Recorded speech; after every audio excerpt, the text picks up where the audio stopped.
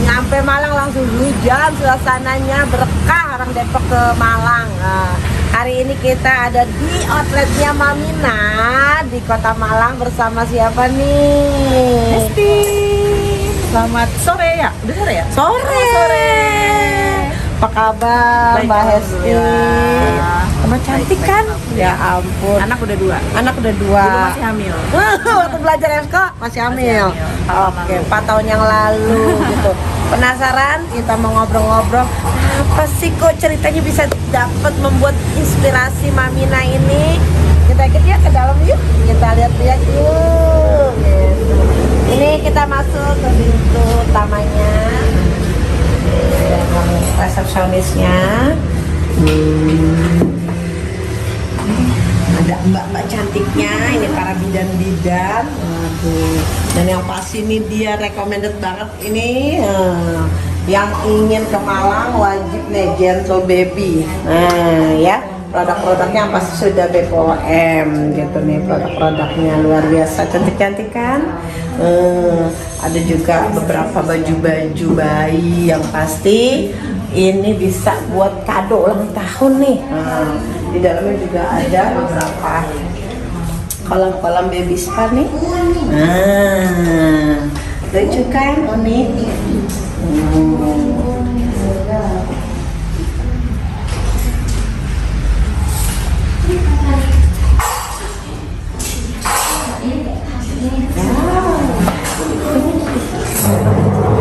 Bentuknya itu benar-benar catching sama ibu-ibu milenial. Pokoknya ibu milenial yang di Malang wajib nih datang ke Mamina gitu. Hari ini kita mau ngobrol-ngobrol Bunda Hesti. Apa sih kebiasaan atau punya impian apa sih sampai akhirnya kok bisa seperti ini dulunya? Boleh cerita nggak sih? Kok bisa punya impian sebesar ini gitu? Dulunya kan emang home care-an aja. Kemudian tahun keempat ngobrol sama suami saya gitu kan. Ada yang harus diubah gitu kan, karena kalau omceran kan ya omsetnya segitu kan. Kalau misalnya kita mau menambah revenue, otomatis juga harus mau nambah lagi nih income-nya. Kemudian juga layanannya nggak bisa sehari cuma 10 kayak gitu kan, tapi kita harus tambahin lagi. Akhirnya ya berani kayak tadi Bunda bilang, saya juga gitu lewat terus lihat ada yang dikontrakin, terus saya telepon, langsung telepon, terus besoknya ketemu. Ternyata sebenarnya kalau memulai itu coba dulu aja satu langkah ya kan, jangan akhirnya ketakutan. Banyak itu yang ketakutan Bunda Hesti, aduh modalnya besar, aduh nanti gimana kayaknya pasti ada jalannya nggak gitu kan. Nah Karena memang ini saya juga nggak ngutang bank loh. wow, alhamdulillah ya Allah, emang banyak bantuan gitu. Nih lagi ada bayinya lagi dipijat tuh. Ih lucu banget tuh. Siapa namanya tuh? Freya. Seneng banget ya dipijat ya. Nah kita mau lanjut cerita nih. Bunda Hesti ini salah satu adalah spesialisnya konselor laktasi. Kira-kira kasus terbanyak untuk saat ini apa tuh? Kalau untuk laktasi sendiri? Persiapan menyusui, persiapan dulu setelah melahirkan gitu sih. Jadi saya senangnya sekarang itu orang-orang konsultasinya itu jauh lebih dini. Jadi nggak kayak dulu yang apa ya, berapa bulan keberapa, misalnya bulan ke-6 apa bulan ke-4 atau bulan ke-3 gitu kan, udah kayak bingung putih gitu kan baru konsultasi. Kalau sekarang enggak, hari kedua, hari keempat gitu kan, atau bahkan baru lahiran gitu panggil saya ke rumah sakit, jadi belum bisa nyusuin langsung telepon, belum bisa nyusuin langsung telepon. Jadi saya ngerasa ibu-ibu di Malang sekarang lebih update gitu. Jadi sebenarnya para ibu-ibu nih yang apalagi baru ya nggak gitu kan, jadi nggak harus nunggu terjadi kan, berarti harus mungkin dari hamil juga udah bisa dong kita lakukan konselor laktasi itu. Jadi di sini udah ada kelas persiapan setiap hari Sabtu. Tuh di Mamina udah ada kelas persiapan untuk pasca melahirkan yang pasti ya nggak, jadi nggak bingung puting, nggak bingung nanti menyusui bayinya gimana. Jadi habis lahiran udah tahu harus telepon. Keren banget kan, pokoknya di Malang nih wajib ke Mamina nih gitu. Selain ini apa lagi nih revenue yang apa nilai tambah di Mamina ini nih? yang pasti tim-tim kami juga kami anggap sebagai keluarga kan. Jadi mereka kalau bisa terus mengupdate ilmu baik itu tentang yoga kehamilan, baik itu tentang konselor menyusui. Jadi kita juga timnya di sini udah ada konselor menyusui lainnya selain saya. Kemudian juga ada instruktur yoganya udah ada 2. Ada yoga juga. Yoga, couple juga. Kemudian juga kita melayani spanifas, kemudian juga prenatal, semuanya pokoknya ibu bayi Apa yang terkait sama ibu sama bayi lengkap ada di sini. dan di sini kita menyuguhkan ini sih bersih, pokoknya nomor 1 bersih, kemudian eksklusif tapi tetap affordable atau mati kantong. Jadi harga tetap terjangkau gitu ya. Sekali itu masih terjangkau. Oke. Terus kalau cerita enaknya kan pasti semua para sahabat Epsko pengen dong punya klinik seperti ini. Tapi suka dukanya gimana sih Bunda Esti? Boleh dong sharing-sharing suka dukanya dalam memulai bisnis, atau mungkin dulu ceritanya Bunda Esti di awal itu apa selain langsung punya klinik Mamina, atau mungkin awalnya ada cerita apa nih? Iya dong, awalnya yang saya pelatihan sama Bunda Andi otomatis saya masih hamil kan. Berapa bulan? 3 bulan apa ya? 3 bulan tuh, 3 bulan Terus, latihan. terus 7 bulan saya keliling sendiri. Usia kandungan 7 bulan saya Berarti 7 bulan gak ada masalah dong kalau home care? sampai seminggu sebelum lahiran. Masya Allah, ini berarti ibu-ibu yang wonder woman. Itu yang bikin saya mungkin ya lahiran normal. Jadi ya kontraksinya bagus, lahiran juga alhamdulillah lancar. Habis itu karena memang kondisi dan saya nggak ingin Mamina ini redup, akhirnya saya mulai untuk nyari tim. Nyari tim. Berarti di bulan keberapa tuh setelah pelatihan itu? Apa setelah bikin sendiri? Itu 3 bulan setelah itu. Oh 3 bulan, 3 bulan baru bikin tim. Awalnya sendirian, bener-bener saya gratisan BTW. Jadi satu hari itu 6 orang tuh gratis. Dianterin suami naik motor, keliling malam. Keren banget kan? Gak ada nama istilah, aduh apa duit nggak dulu deh, yang penting cari marketnya dulu lah. Dulu masih belum zaman kan kayak gini. Iya kan bener, 2018. agak susah ya, orang belum kenal, tanya yang pijat tradisional gitu kan. Jadi kalau misalnya saya edukasi itu juga itu sekalian ngomong kalau dukun juga apa-apa, tapi ya harus tahu, harus sudah cerdas lah itu. Barulah habis itu saya berbayar 25.000. Ya Allah tuh awalnya 25.000 ya Allah. 20.000 naik terus saya juga belajar kan, ke suami juga kebetulan juga belajar bisnis gitu kan dia, jadi ya mending kita ini dulu berapa awalnya itu harganya berapa baru kita potong, jangan naik gitu, saya diajarin gitu Bertahap, betul. gitu. Ya udah akhirnya punya tim 1, kemudian punya tim 2, sekarang timnya 8. Wow, ini rata-rata tenaga kesehatan bidan. Semuanya. Alhamdulillah tuh buka lapangan kerja lagi buat para bidan, alhamdulillah. Nah, akhirnya home care tuh 4 tahun keliling-keliling nih. Akhirnya mulailah terinspirasi tadi tuh dibilang mulailah one step. Harus ya kayak udah nanti kan lihat ada peluang bisa lah ini kayaknya. Dapat harganya juga relatif murah kan. Alhamdulillah. Di sana 120 1 tahun. Masya Allah. Jauh banget kan? Jauh amat. Mungkin rezeki deket sama lampu merah, deket sama Superindo. Ya Allah, sapinya Superindo, tau nggak?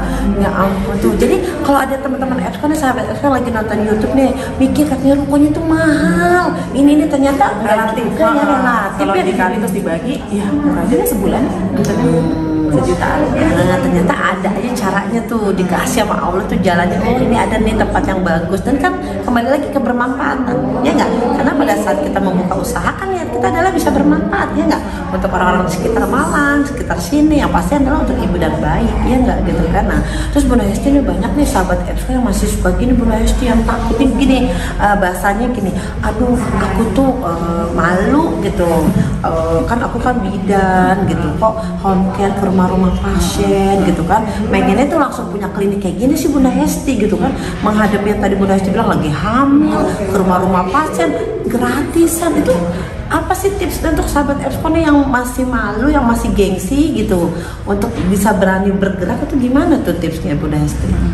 Kalau malu nggak, semua pekerjaan kayaknya nggak bisa ya. Oh, nggak bisa. Kalau malu ya, karena kan harus ketemu sama orang dan sebagainya. Dulu saya juga nggak pede untuk lihat kamera, gitu juga nggak pede. Karena kan kalau promosi kita juga butuh harus buka kan, betul. Gitu. Nah itu juga nggak pede. Tapi ya itu balik lagi satu langkah ke depan kita apa, gitu kan? Kalau misalnya kita mau membuka sesuatu yang baru, gitu kan, harus ada satu langkah ke depan. ya nggak harus kayak gini juga kan, saya juga 4 tahun loh. Nah, 4 tahun loh baru punya tercapai impiannya, 4 tahun gitu kan. kan. Sebelumnya juga kan nggak langsung kayak gini, otomatis ya kalau misalnya memang tiap orang kan beda-beda ya Bunda ya. Ada yang suka pekerjaan di rumah sakit mungkin. Nah, saya pribadi udah pernah nih Bunda nyoba kerja di salah satu kampus di sini. Oh, tadinya dosen. Terus sayanya nggak cocok sama pekerjaan yang on table gitu. Jadi betul. akhirnya ya karena masih ada kesempatan untuk pergi, karena masih ini ya training, ya udah akhirnya saya pergi dulu. Terus lanjut lagi Komkeran. Ya, emang dasarnya suka ketemu orang intinya, Harus gitu ya. apa ya, tipenya memang fleksibel gitu. Kemudian juga ya bukan berarti namanya orang yang kerja sendiri itu bisa suka-suka ya kerjanya, malah kayaknya 24 jam kayaknya ya, gitu 24 ya. jam per 7 karena saya Sabtu Minggu kerja dari pagi sampai sore. Ya, Jadi kalau waktu sama anak-anak ya kalau pas pulang sekolah saya jemput sama suami juga kayak gitu.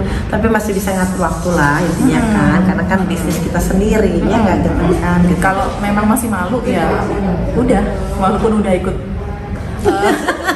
pelatihan di Exco, tetap aja nggak percuma ya, nggak ketemu dah itu satu langkah dulu deh, coba dulu ya nggak. Kalau nggak dicoba mana kita tahu ya Bunda Esti ya nggak gitu kan. Walaupun sekarang kayak banyak gitu kan muridnya Bunda Anti kan yang tersebar di Palembang juga banyak gitu, tapi kita harus punya rezeki mau udah sesuatu, diatur, punya sesuatu yang istimewa. Betul gitu sih. Bunda Esti tuh ikut pelatihan, jadi belajar terus intinya. Duitnya ditabung buat pelatihan. Jangan keranjang itu mulu tuh. Belanja mulu, maunya rebahan, dapat transferan, waduh susah gitu ya. Nah Bunda Esti nih sahabat Exco nih banyak yang pada bertanya sama Bunda Anti ya kan, gimana sih ngatur SDM Bunda Esti ya kan, karena banyak karyawan yang keluar masuk gitu kan. Bagaimana nih mempertahankan agar SDM tuh bisa loyal ya nggak, karena pada saat kita udah membangun bisnis kan yang paling utama kan SDM-nya nih. Nah kira-kira tipsnya apa nih Bunda Esti? Oke, kalau saya ya, yang pertama tidak pernah menyebut mereka pegawai. Mereka selalu menjadi keluarga sama tim untuk saya. Karena kalau tanpa mereka juga saya nggak bisa ngapa-ngapain kan. Karena saya nggak bisa. Saya kan punya hasil yang lain juga. Jadi kalau saya di sini aja karena nggak percaya juga saya nggak bisa bantu mereka untuk karena yang dapetin klien juga saya. Iya, karena saya yang marketing juga, saya yang ads juga. Jadi mereka harus bekerja di wilayahnya mereka, jadi kayak treatment dan sebagainya. Kemudian yang kedua adalah waktu kerja yang tidak molor. Ya waktu yang pulang, waktunya nggak ada lembur-lembur lah gitu ya. Kalau lembur juga menguntungkan untuk mereka. Dapat lah. Jadi dapat klien ya buat mereka. Betul. Gitu. Pokoknya terus kita di awal itu selalu kesepakatan. Nah, jadi gaji kamu segini, kamu dapat bonus segini, berapa persen. Kalau ada pergantian di tengah, di awal bulan kita bilang dulu, nggak boleh tiba-tiba nggak boleh tiba-tiba dipotong. Oke, betul. Nggak boleh tiba-tiba kok gini. Nah mereka kan akan mendel, akan sedih gitu kan, itu nggak sesuai sama kesepakatan. Itu jadi sebagai brand owner juga kita harus konsisten, harus menghargai mereka. Saya kan udah pernah yang 4 tahun jadi karyawan kan, maksudnya karyawan perusahaan saya sendiri. Betul. Otomatis ya saya harus merasakan kalau misalnya tiba-tiba dipotong gajinya gimana perasaannya. Jadi ya saya bayarkan sesuai dengan kontrak. Bulan depan kalau ada penyesuaian saya sampaikan. Kalau sepakat baru gitu. Kita cari win-win solution. Keluarga, jadi karyawan itu dijadikan keluarga kata Bunda Esti itu ya kak. Kedua yang tadi waktunya ya jangan dipaksa karyawan kerja terus ya nggak, ada waktu dong karyawan berapa jam kerjanya, intinya fleksibel. Yang ketiga tuh kontrak di awal penting, jangan sampai udah dikasih kerjaan tapi nggak tahu kontraknya kapan ya, ini gimana nanti di akhir pekerjaannya ya nggak Bunda Esti. Saya juga nggak langsung dapat yang loyal otomatis Oke, nanti awal-awal ganti-ganti. Dan ada juga yang keluar punya sendiri, ada yang keluar punya sendiri. Tapi balik lagi, yang namanya brand owner nggak boleh down dong. Kita harus punya cara, gimana caranya Pamina ini tetap on track. Ya otomatis kan kita yang marketing sendiri, kita yang menunjukkan face kalau kita tuh terpercaya dong. Kalau misalnya karena yang kemarin aja udah pergi terus kita down gitu kan, selalu ada yang mau kok satu pikiran kok sama kita, sefrekuensi gitu. Yang datangnya tuh satu visi semua akhirnya gitu. Tapi memang dari kembali lagi SDM itu bertahan itu juga salah satu kan ownernya juga nyaman ya nggak, karyawan juga nyaman ya nggak. Jadi memang penting banget sebagai owner belajarlah bisnis, jangan hanya disuruh kerja aja karyawan tapi ownernya nggak diisi tuh otaknya, ya nggak belajar lagi. Bunda Hesti belajar bisnis, waduh ya nggak. Oh iya, Instagramnya apa nih sahabat Esko, mau ini nih mau ngetek nih. Kalau Mamina hanya 2_. Di sana juga mulai dari nol loh Bunda Hesti.